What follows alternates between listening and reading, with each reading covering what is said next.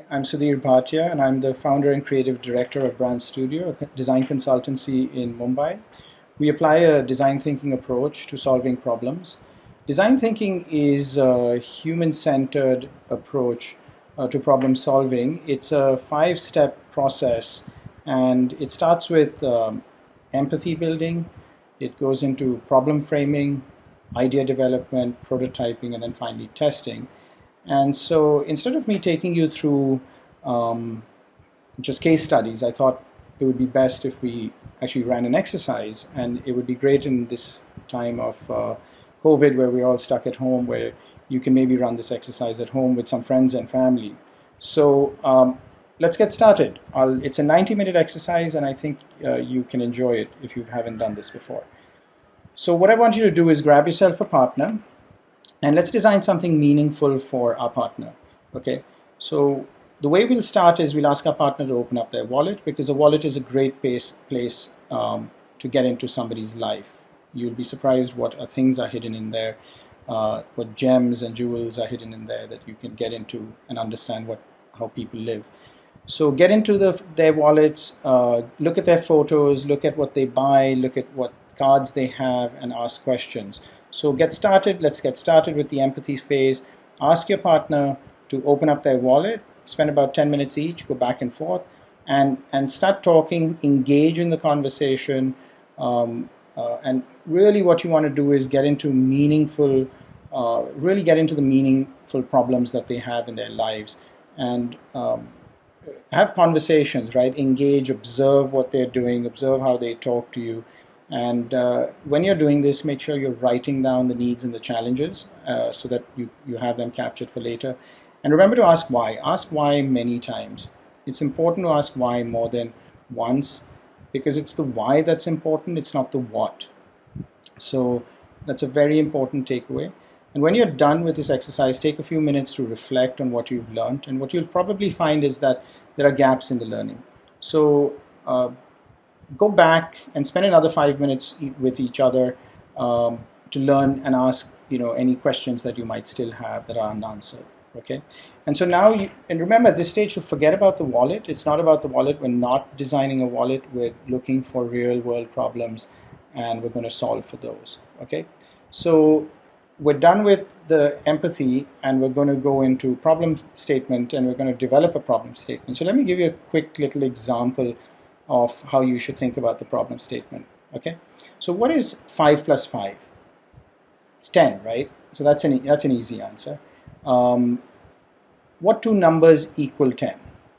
8 plus 2, 9 plus 1. What about 9.5 plus 0.5?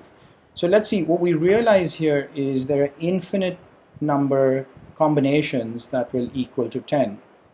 And so what we're really looking for we're looking for 10. But if I asked you to give me 5 plus 5, you would give me 5 plus 5. And but in design and in innovation, we're looking for multiple solutions, right, for the same outcome.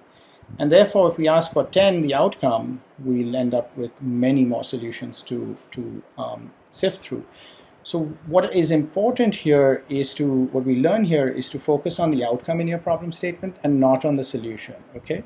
So now let's write the problem statement. And the way we start a problem statement is by saying, how might we?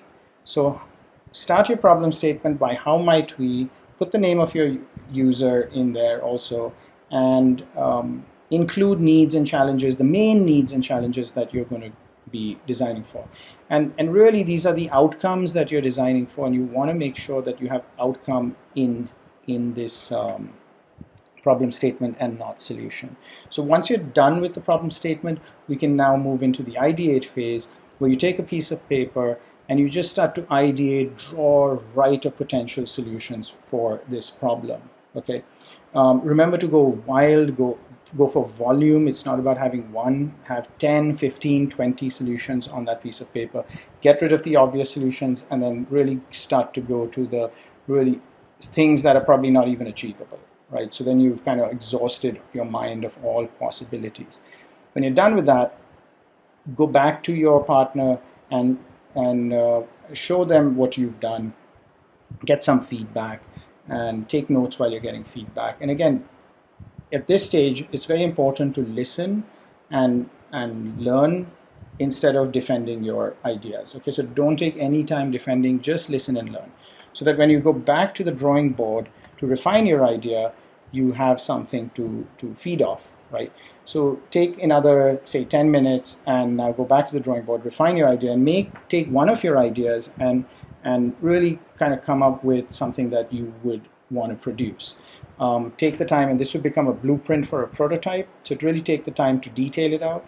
And once you're done with that, start prototyping. Take about 15 minutes. Use common home craft materials, papers, scotch tape, cardboard, whatever you have access to at home, newspaper, and you can make prototypes using that.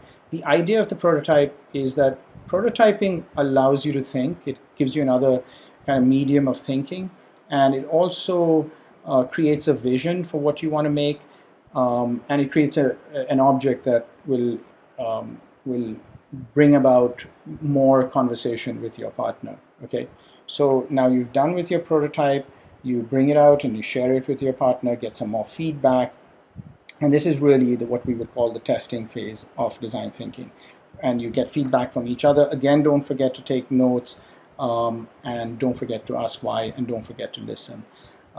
So this is basically the 5-step process of design thinking.